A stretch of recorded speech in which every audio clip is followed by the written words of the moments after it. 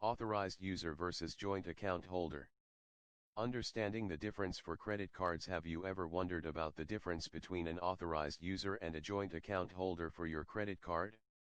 It's a commonly asked question with a not so simple answer, and the details could have a big impact on your financial well-being.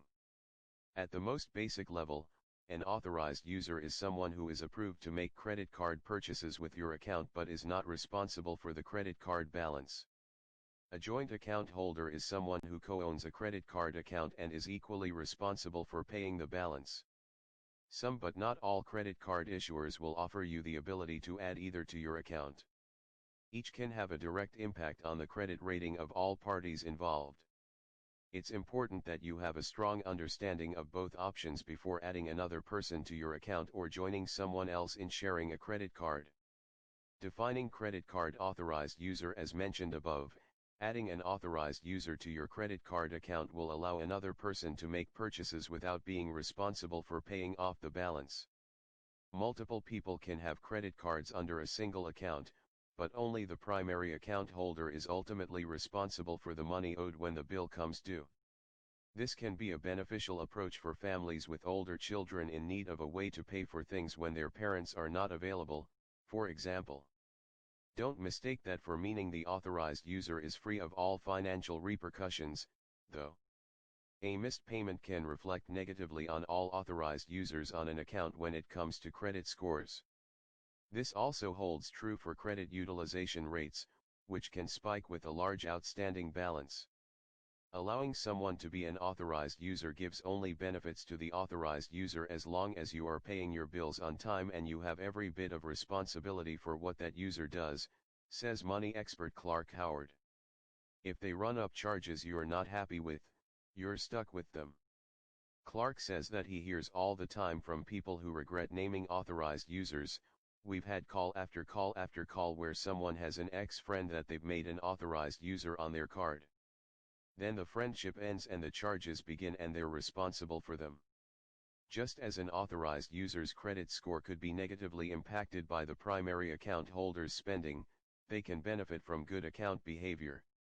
In fact, you may find the authorized user option a great way to help a young person looking to establish credit or someone who is trying to rehabilitate a poor credit score.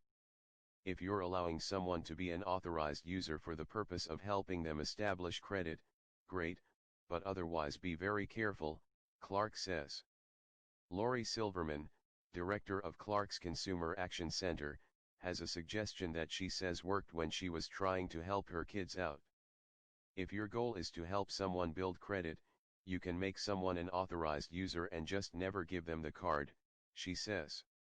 According to LendingTree's Value Penguin, the following credit card issuers report results for authorized users to at least some of the credit bureaus: American Express, Barclays, Bank of America, Capital One, Chase, Citibank, Credit One, Department Stores, National Bank, Discover, Navy, Federal Credit Union, Synchrony, U.S. Bank, Wells Fargo. If your issuer does not report authorized users to the credit bureaus, it likely will not impact their credit score.